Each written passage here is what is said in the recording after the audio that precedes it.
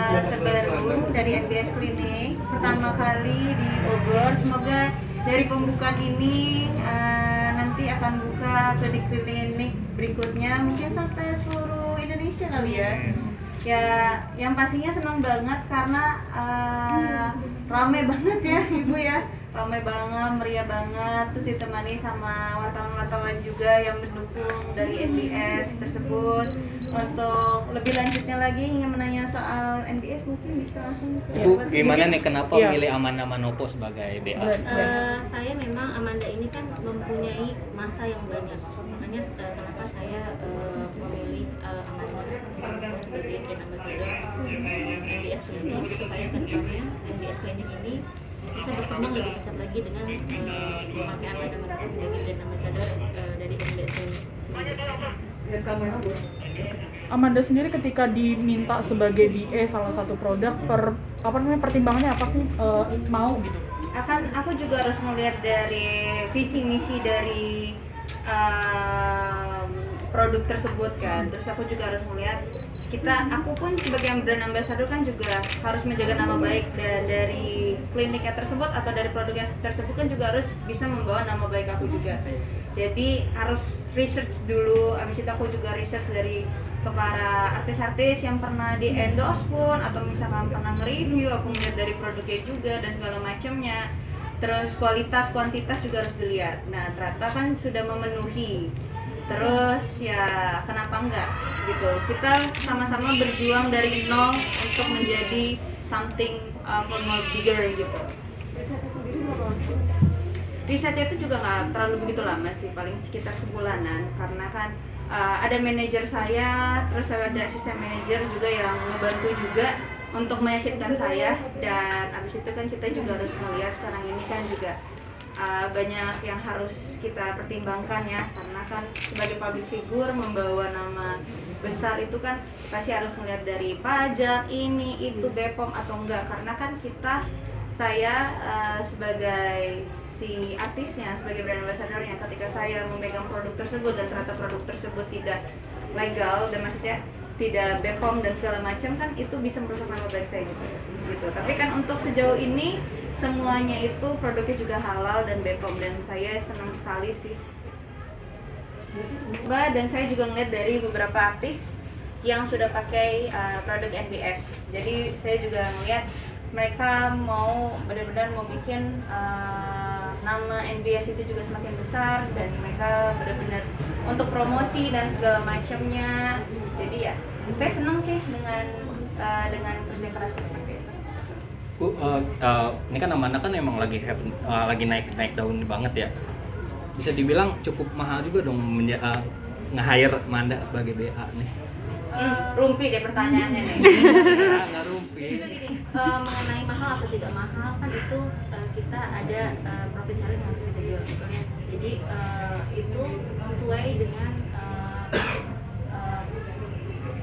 dengan apa yang sudah kita sepakati, bahwa cocok Manda dengan budget yang sedemikian. Itu saya langsung kontak manajernya bahwa oke, saya mau Amanda Manopo menjadi brand ambassador dari NBS Clinic. Di kontrak berapa lama? 6 bulan. 6 bulan. Tapi susah nggak sih Bu untuk sampai di kesepakatan Amanda sebagai BA? Gini, untuk manajernya sendiri pun itu dia mempunyai kriteria, jadi tidak bisa sembarangan. Itu betul-betul dilihat produknya sudah BPOM atau belum. Karena kan sebelum klinik ini saya menjual skincare yang memang sudah banyak stokisnya, sudah banyak reseller, hampir 10.000 reseller sekarang yang sudah tersebar di Indonesia. Jadi dari manajemen Amandanya sendiri, dia melihat betul-betul bahwa produk ini aman untuk digunakan mungkin untuk si artisnya sendiri. Nah, seperti tadi Manda bilang bahwa itu kan membawa nama baik, baru kita memutuskan untuk kerjasama. Lagi? Udah Bingung cukup? mau nanya apa nih? Cukup? Ketika ada chemistry, insya Allah di situ ada rezeki. Ya, gitu. Jadi inilah kesepakatan bersama kita, bagian daripada kolaborasi kerjasama bisnis yang sedang kita jalan. Semoga lancar ke depannya. Mohon doanya dari teman-teman semua ya. Amin, amin. Pak, ini selain menjadi penangan Vespa juga Amanda, tapi kan ditawarin juga dari klinik selain Amanda jadi brand ambassador. Yang ditawarkan di mana?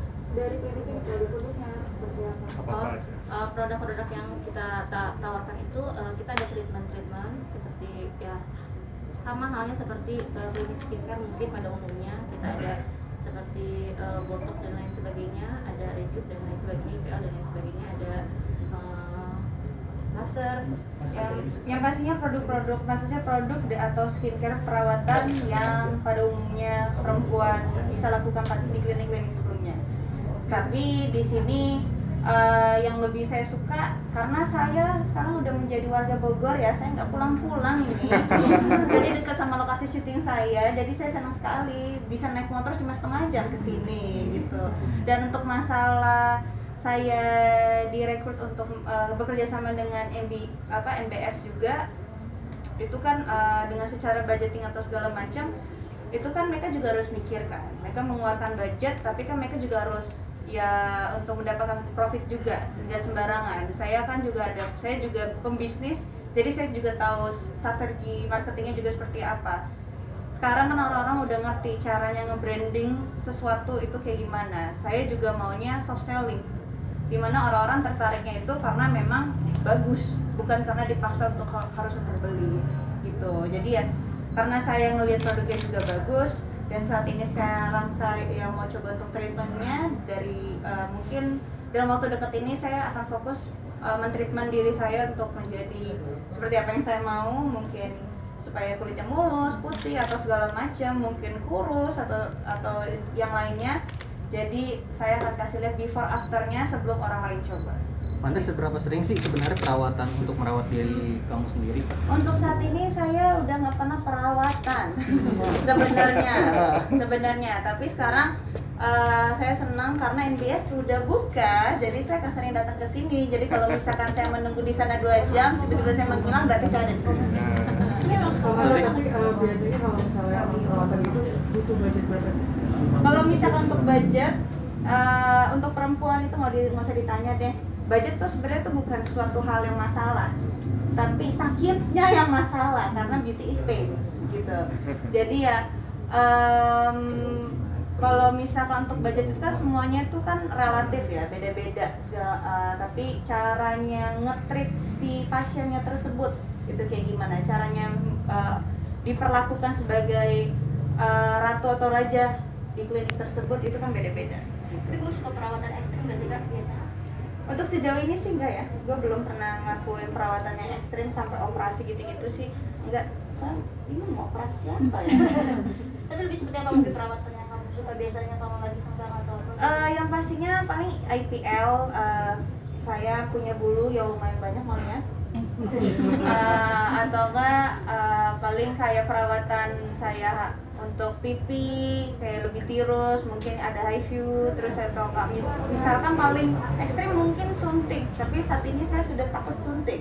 Jadi ya mungkin high view aja, CRF gitu segala macam untuk penghancuran lemak tanpa harus ada injeksi di dalamnya. Amanda sebagai public figure, kalau misalnya ada perubahan dari fisik, entah mungkin karena kebanyakan makan maaf ya, jadi pipinya kembang gitu, itu apa sih yang paling bikin stres dari perubahan? Kamu ngatain saya? Enggak kan, Saya juga coba bercanda. Kalau misalkan itu pasti ya gimana ya? Berisik ya. Saya demen makan sih ya. Saya memang dari awal, dari lahir memang pipinya sudah tebal. Jadi gimana caranya mau diapain juga tetap akan menjadi tebal. Jadi ya, tapi ya sekarang mencoba untuk ngelakuin treatment high view. Sebelumnya saya belum pernah, tapi saya penasaran.